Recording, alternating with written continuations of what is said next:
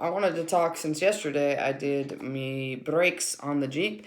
Some people aren't familiar with how to do brakes on their own, and you can save yourself a lot of money and a lot of time by getting just a few things, investing in a few things that you can always use later as well. And it's just another tool for the toolbox. So I wanted to go over the one-man bleeder. This is a one-man bleeder. You can pick it up for under $10. And with this, you can bleed brakes by yourself. So you can replace your calipers and everything that you need. If you have to do any wheel work where you have to disconnect your brake lines, you can do this all by yourself, and you can save yourself quite a bit of money by being able to do that. So for under $10, you can pick this wonderful thing out. It's got a little magnet on one side. There's no hole access on this side to this bottle. So put that in, and it'll magnet to anywhere that you put it in your Jeep, and I'll go show you here in just a moment. And then on the other side, you have this clear tubing, so you can always see the fluid that's going through this tubing, and there's a one-way check valve in here, so you actually don't have to worry about getting air in your line. The cool thing about this is that it's pretty versatile. The only problem that I've run into, especially with my brakes, are that my bleeder valves are actually, the diameter of my bleeder valve is actually bigger than the tubing that it comes with. So I actually had some extra tubing, and I was able to connect it to the end of this to connect to my bleeder valve. That way it actually fits. So I'm going to kind of go and show you just a rough abouts on how to do this. I'm not actually going to do my brakes right now because I've already done them, but I'm going to kind of go over it for you just briefly so you can kind of get an idea as to how to do this in the future. So the cool thing about this is that accessing your brake bleeder valve, bleeder valves are always going to be on the top of your caliper, and your brake line is always going to be on the bottom. So the only thing we're going to do is attach it.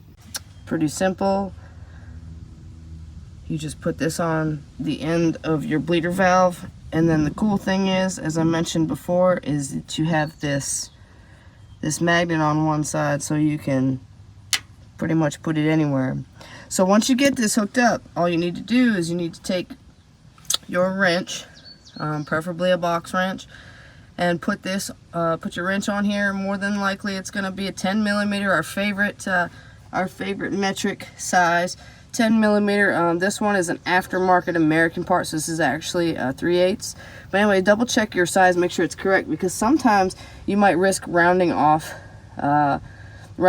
this nut here. So make sure you have the right size. If you feel like you're rounding it off at all, you probably don't have the right size. Make sure you have a good fit. The only thing you're going to do is you're going to open this bleeder valve. You're going to start seeing some fluid come in here, and that's fine. You're going to leave it open.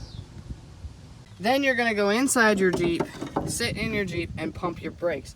You're going to pump the brakes 2 or 3 times, and then what you're going to do is you're going to end up getting out. You're going to come back over. You're going to see that this little reservoir has filled up with fluid, and you'll see the line.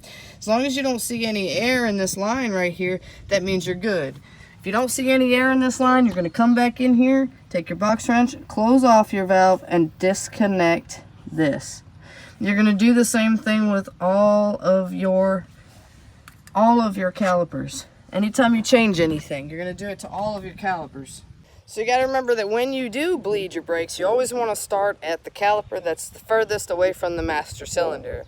You always want to start there. So most times, the master cylinder in my Jeep TJ, LJ, is going to be right here on the driver's side by the firewall on the driver's side.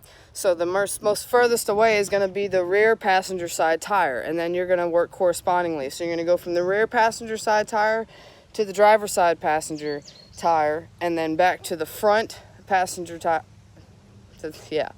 The rear passenger tire to the rear driver's side tire, then the front passenger tire, and then last but not least, you're going to do your front driver's side caliper. So that's usually the order and how I'm going to do this one. Your Jeep may differ, But as far as the brake bleeding goes, that's the easy process. If you have a one-man bleeder, that's super cheap to purchase. It's really good to have around.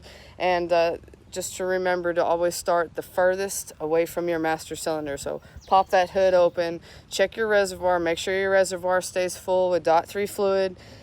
Go the furthest away from your master cylinder and start bleeding your brake lines, opening it, closing it correspondingly after pressing the pedals. So hopefully this helps you guys out, especially you people that aren't familiar with it. It's a good time to get into your home mechanics, especially if you own a Jeep, because we all know Jeep dealers love to collect that money, honey. Save yourself a few bucks, go out and purchase it, put a couple tools, and you're good to go. Good luck.